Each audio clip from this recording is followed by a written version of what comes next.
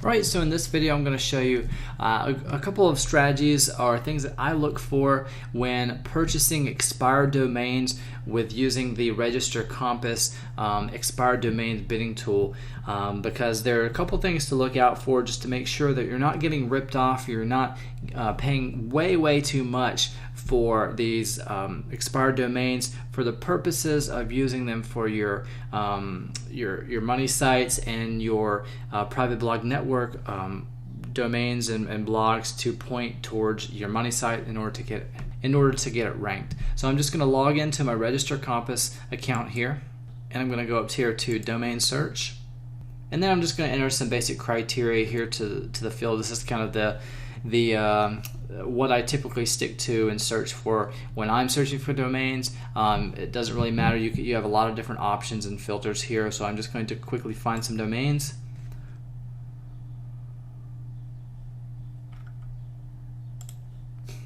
And then usually I come up here and filter it by SEO Moz domain authority, from highest to lowest.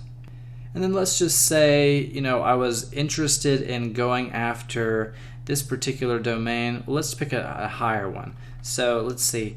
It says PR4 right now, less than a day left. It's going for $540. I'm guessing that has a lot to do. Well, it is actually a very old domain. It's a PR4, and it's a short 4-letter or 5-letter domain. So I'm just going to right click on it and click SEO Moz Site Explorer. So for this, in order to look this up, you'll need a subscription to SEO Moz, which is about $99 a month or so. I'll have a coupon code in the description of this video where you can, it's still going to cost you later on, but this coupon, I believe it gives you 4 months free. So you will need this tool in doing research. So I've included a coupon code for that tool in the description below, but I'm just going to click that. It's going to open Site Explorer, and what this tool does is it allows us to examine the backlinks to this particular domain, so we can kind of gauge and see, so that we can kind of determine, is this domain really worth our money? Meaning we can examine, see the page authority and the domain authority, and just kind of cross-check and see, what's the PR or the domain authority of the particular websites that are pointing to this site that we're interested in bidding on. Because sometimes, or a lot of times rather, people still go off mainly PR, and that's why the domain's going for so high. Sometimes it's the actual domain name. It's a particular vanity URL or branded URL that people just really want that domain name, so they may be bidding way too much or way more than it's worth for the purposes of a private blog network domain. So coming down here, it'll list all the links, and what I usually do is come up here to group by domain.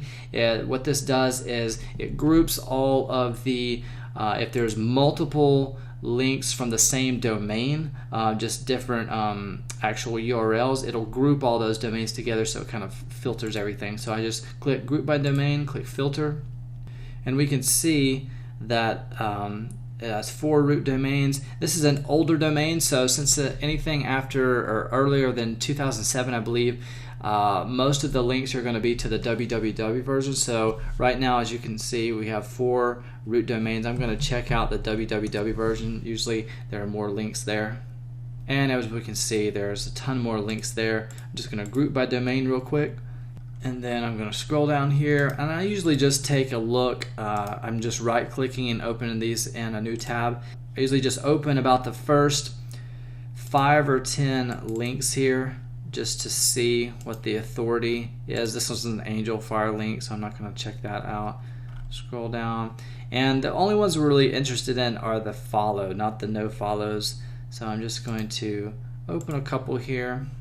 So what I'm really looking for here, I'm just kind of looking at these very quickly, but I'm on Firefox here, and I use Firefox because it allows me to have it's called the Moz bar, I believe it's the plugin, and then I've got a plugin that allows me, or an extension that allows me to see the page rank and the Alexa rank. This one's not really important, but I mainly just look at the Moz domain authority and page authority, but since this is a Moz tool, it actually tells me here. So I'm mainly just checking to see, hey, does this particular website have any PR? PR doesn't matter as much as domain and page authority these days, but I just want to check to see, again, does the authority of the websites pointing to this particular domain back up the fact that this domain that we're interested in bidding on is a PR4. You can see the domain and page authority are actually pretty high. This is a PR4. This is a PR5 link that's pointing to it. It is a foreign link, but it's a PR5, very good link. This is a BBC UK link. High authority site, but this particular page doesn't have very much authority. Let's see, this is a PR3, and it looks like this one's about a PR3. So that is those links there actually back up pretty well the actual PR that we're bidding on, or the domain authority. And when you're just starting out, you're probably not going to be able to pay $540. It's probably going to go for a little higher than that, probably $600 or $700 by the time this auction closes. But I just want to show you, those are the things that I look for. Those are the things to look out for. So when you're starting out, PR1s, PR2s are fine. If you get lucky on a PR3, I would just try to keep your budget as low as possible, but try to get domains with high page authority, high domain authority. And then once you're having success with your private blog network, once you're actually making and generating a nice sum of money every month, then you can afford to pour in more money into the domains that you're bidding. But starting out, I'd try to focus on the PR1s, 2s, 3s, and again, it doesn't matter so much about just the PR. You want to make sure that the links coming to that particular domain are good.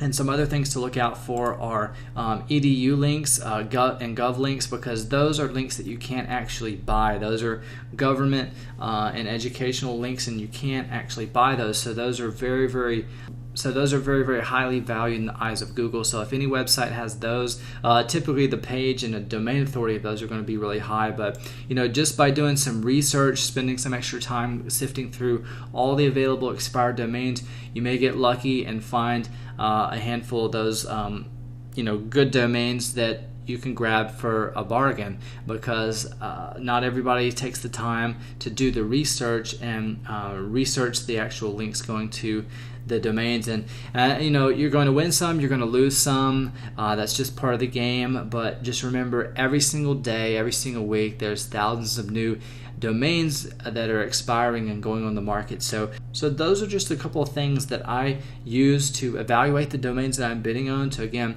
make sure that I'm not overpaying for the particular domains that I want, and to make sure that I'm not getting in any bidding wars over this particular domain, because again, you're going to win some, you're going to lose some people bid way too much, and it's just important to set your limits going into it, and make sure that you don't go over those particular limits, because it is kind of tempting, when you really want a domain, has really, really powerful links, and you're getting it for a potentially good price, but sometimes some people come in at the last minute, try to outbid you, and maybe they have a bigger budget, so you're just going to have to let it go. So pick a strategy, set a limit, set a budget going into bidding on these expired domains. Know how much is too much for you to spend, so that you don't get on bidding wars. But hope this video has been helpful. Hope these strategies have been helpful in showing you how to evaluate the expired domains that you're bidding on, so that you don't pay too much for them.